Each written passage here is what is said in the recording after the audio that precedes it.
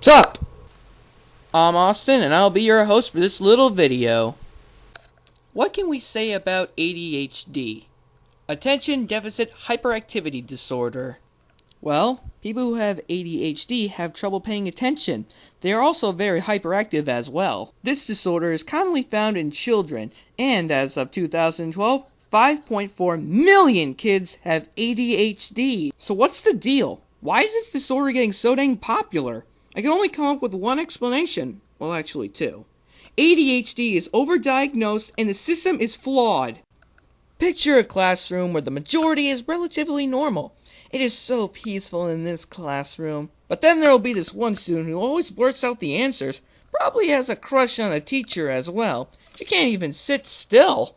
I would like to point out that recent video I just watched called The War on Kids. Remember, most diagnosi, or diagnosis, whatever the pull is, are made by the teachers by observing the student's behavior.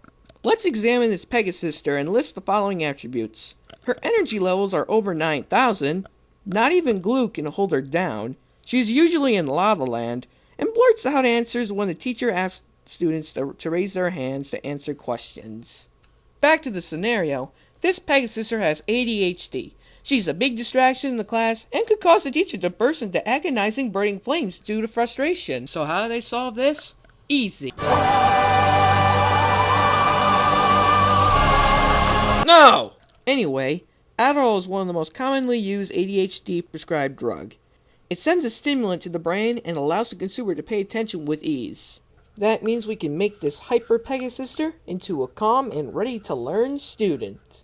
But that is something that has been bothering me lately. All the other subjects that we learned in this class, the subject of treating ADHD with medication take me off. Take me, for example. I was a hyper kid who couldn't pay attention for crap. Once I was on the pill, I was able to pay attention without getting distracted. Of course, I didn't get any of the side effects. I'm still a bit worried. I haven't taken my brain medicine for a week now, and I still don't feel any more different from myself a week ago. Then it got me thinking, how many of those kids who have ADHD take medication? According to CDC Gov, 4% of our children are now on these prescribed drugs. Keep in mind, this was only 1% about 10 years ago. And another thing, 10 years after 1999, 7% of all children who have ADHD is now at 9%. Let's go back to the Pegasister. Well, a little more back than that. There we go. And I'm not done there. Let me add another kid on there that is also the same age as the Pegasister. Now here is the gig.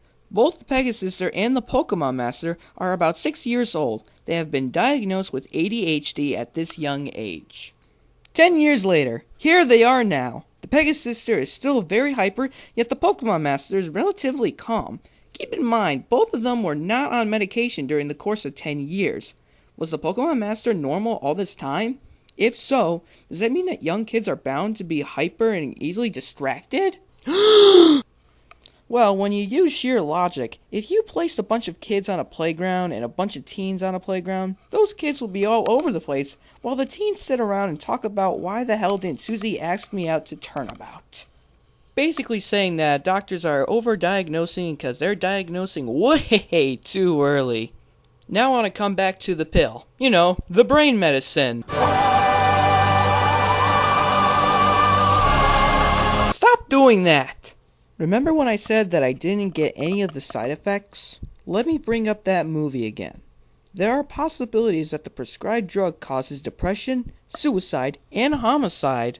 I started getting suspicious of these side effects, but a lot of other drugs can cause these too. It's just that the majority of teens that are depressed, suicidal, or homicidal are prescribed on ADHD treatment drugs. Now it's time to go in great detail of why the system is flawed. Flawed as in everything was set up in a way that can't be undone. Step 1. A child is identified with ADHD. He or she is possibly the most creative in the class. But no! Thinking isn't allowed in the school. Only learning. The teacher explodes, and the student is now on his or her brain medicine. As I was saying, The consumer loses his or her personality and adopts a more calm and docile personality. She or he is now like the other students who could adapt to the school system to memorize and not learn. And this is why our most creative students are being dumbed down. Why this happens? What is more efficient, changing an entire school or changing a student? Spoiler alert, it's the student. Thank you all for listening. I doubt that what I say will change society, but I can at least say what's on my mind. Thank you for listening. Listen to Stone Cold.